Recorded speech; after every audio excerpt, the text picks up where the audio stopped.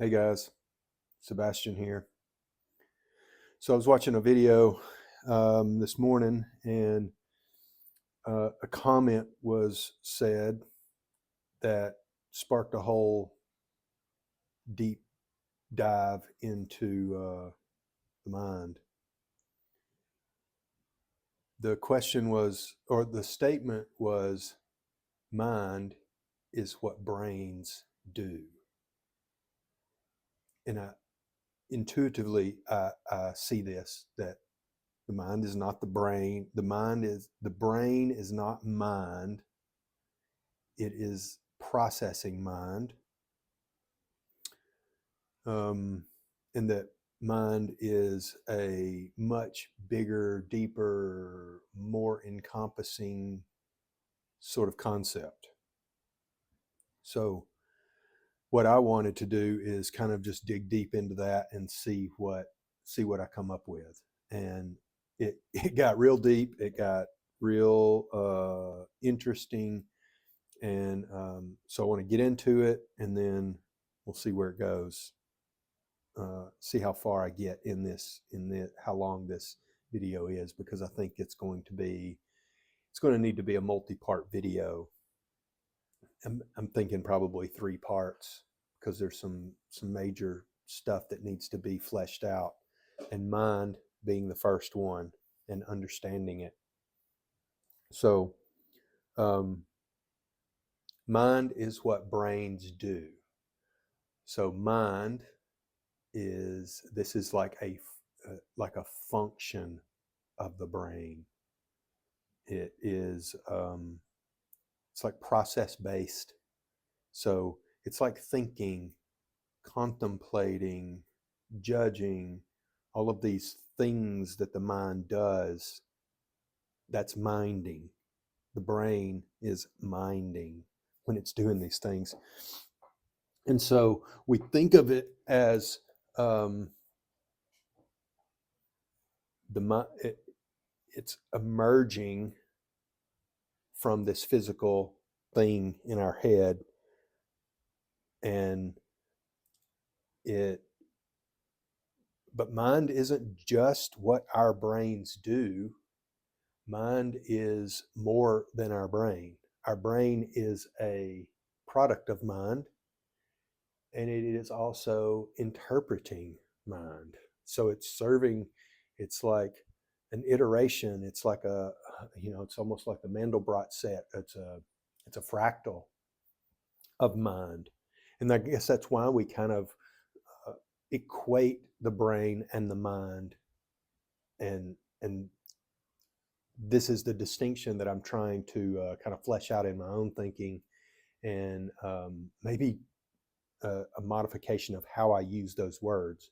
And I already do this. I think about mind as more than just the brain and more than just the thoughts. It's a deeper intelligence at work. So, um,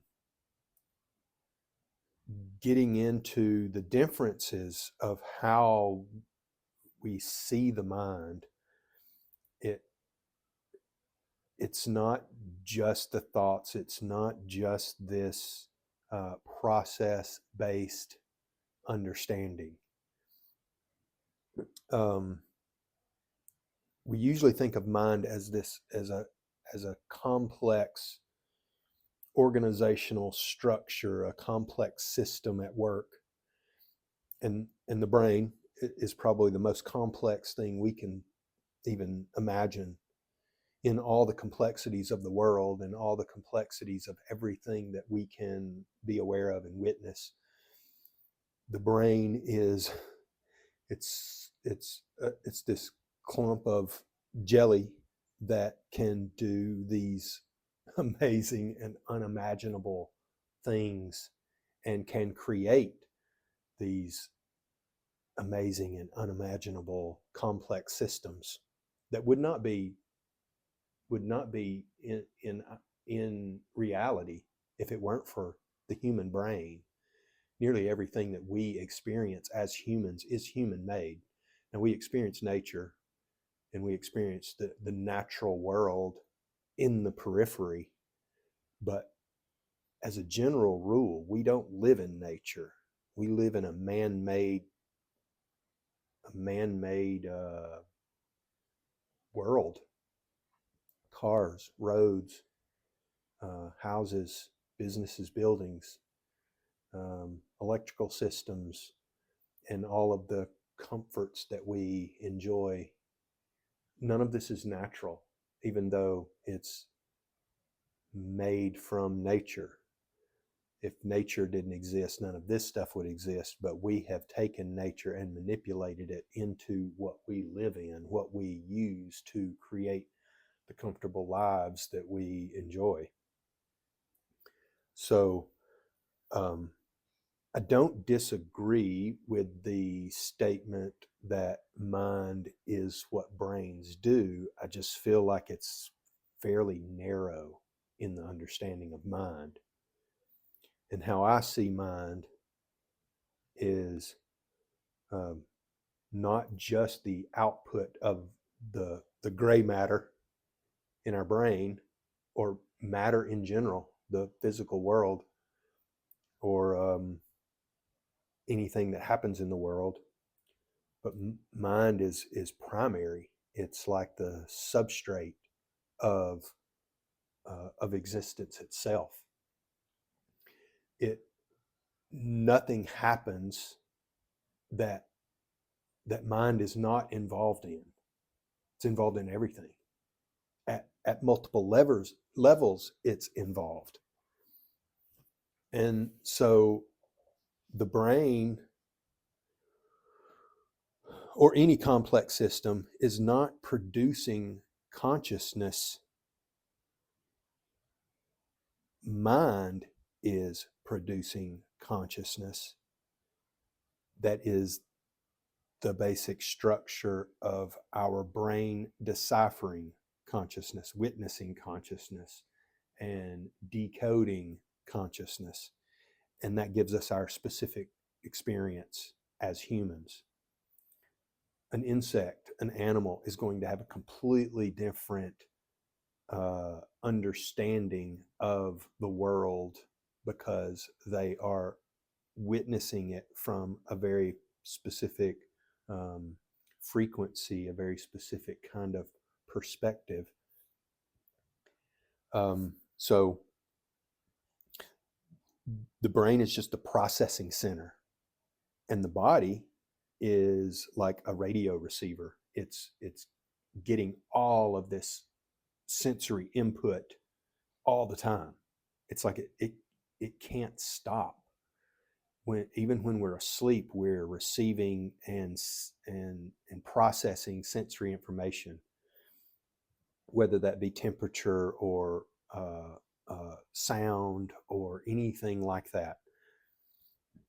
Your brain never shuts off. Now you do go into a deep sleep where I guess you could say that it's shut down or resting, but most of the time, even during sleep, you're not in a deep sleep. You're in REM sleep, rapid eye movement, and you're dreaming. You're having all kinds of processing that's going on. So, um, the the mind or the mind creates a complex structure that gives rise to the brain, gives rise to our bodies, and then the brain decodes and deciphers that mind into another level of perception and awareness that is also mind. So it's almost like that movie Inception, where you're like the dream within a dream within a dream within a dream. Well, let's just say that mind is the waking experience, and the dream is we the the brain is one level down. That's the first dream. And then within that dream, the dreamer is is dreaming. And then another level down, the person within the dream is also dreaming. And it's kind of like how reality is structured, dreams within dreams within dreams. Although, are they dreams? Are they illusions? Because that's what a lot of people kind of think, that everything's a dream, everything's illusion, nothing is real.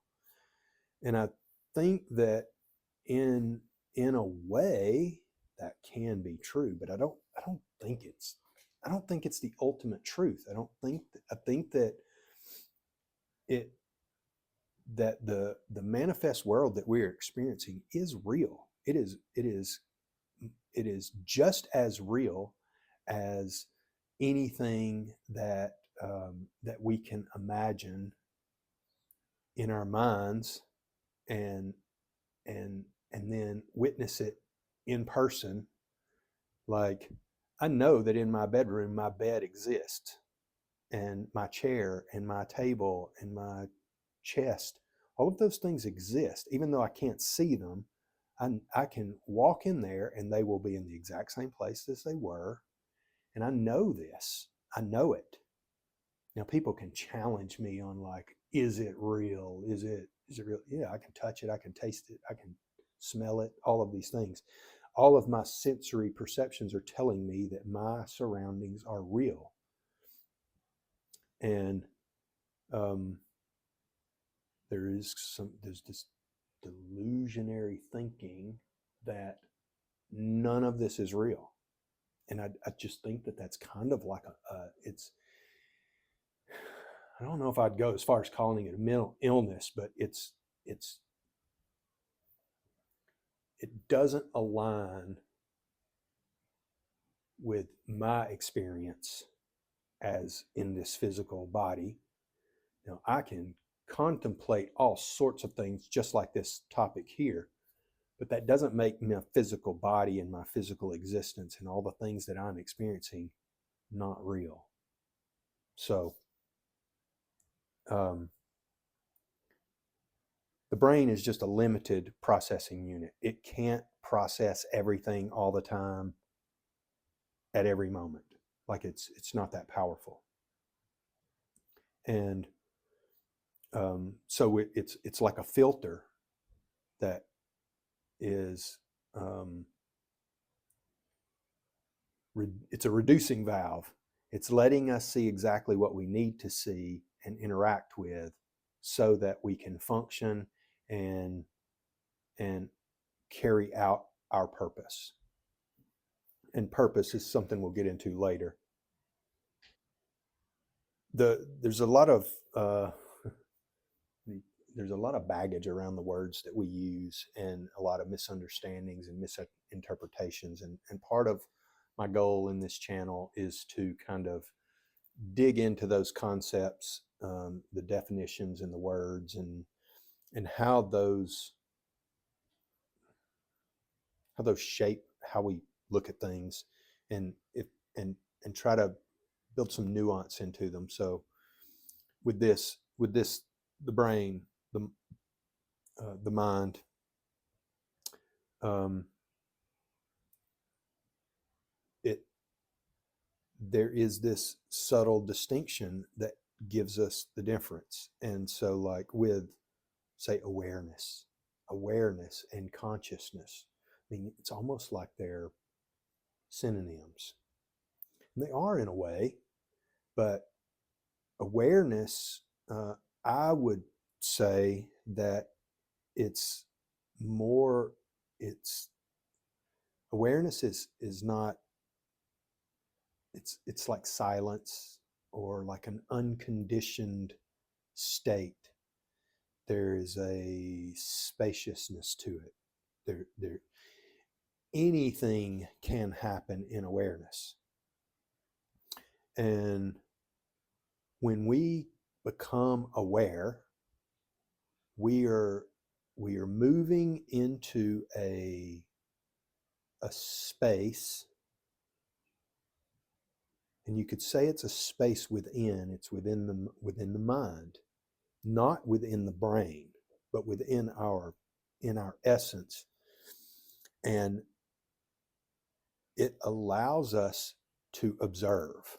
That's where we can witness what the brain is doing. We can witness the brain minding. And we can watch these mental processes happen. We can watch our thoughts. We can analyze those thoughts as more thought. Or we can let the thought arise and let it fall. And, when we look at meditation and a lot of the things that we do to quiet the mind, it's because the mind is thinking all the time. It never stops. Even when you don't know it's thinking, it's thinking. It's thinking about something. It's processing something. And sometimes we find ourselves caught up in a thought loop or some kind of patterned thinking where we build a narrative, we attach ourselves to that narrative, that is us. And then we kind of we build this whole illusory, dreamlike world around ourselves, around our self. And then we interact with the world from that self, from that ego, from that character, from that mask. And that mask can have, that mask can be a mask of masks. We can be operating from hundreds of masks inside of a day, and can be operating from multiple masks all at once. So just take, for instance, my wife came home. Well, I'm operating as husband, as the man, as the YouTuber. And I'm wearing these masks all at the same time. Now, I may only be, acting out of one in any moment, but all of them are kind of playing into what I'm doing and how I'm interacting with the world, how I'm showing up. If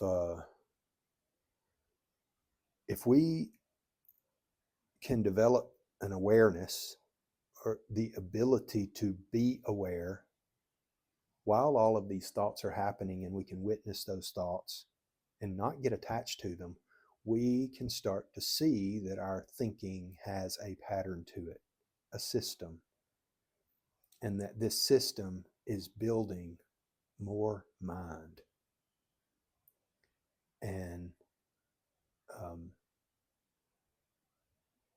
adding to what already is, whether that's new thoughts, new emotions, more emotions. It's always adding. It's always adding. Our brains can't take away. They can only add. They're only adding more thought, more thought, more thought. They can't go back, oh no, let's forget that thought. That doesn't happen.